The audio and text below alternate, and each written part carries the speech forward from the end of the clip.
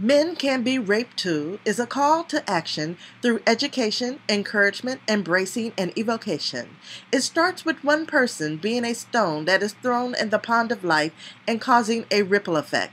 Jack Stoskopf has become one of those stones that as a young boy became the target of a sexual predator and was raped. He endured this abuse for many years by many persons, and it was not until recent years that he was able to share his story and begin healing.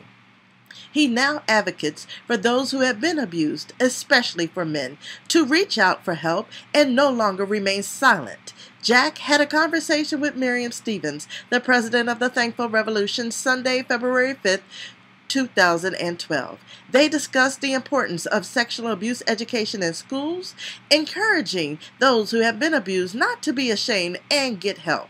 Jack also embraces the lifelong healing process and accepts through his story that he can be an instrument of change and hope for others.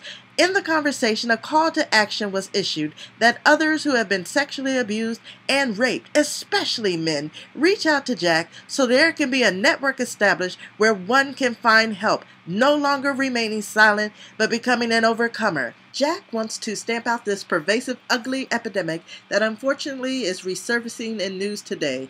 Let's now hear a word from Jack. A little bit of my testimony about being a victim of sexual abuse as a child.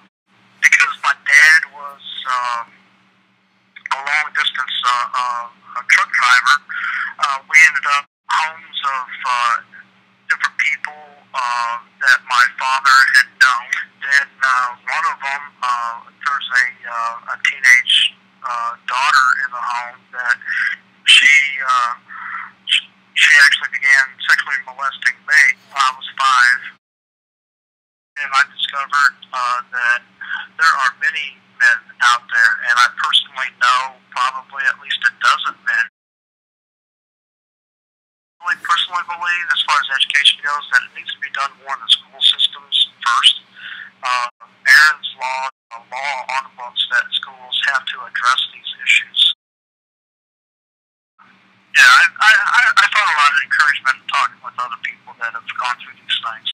You know, healing comes about by sharing. The more I talk about my story, the more healing comes about, the easier it becomes. It doesn't hurt like it used to. Oh, I can always be found on Facebook.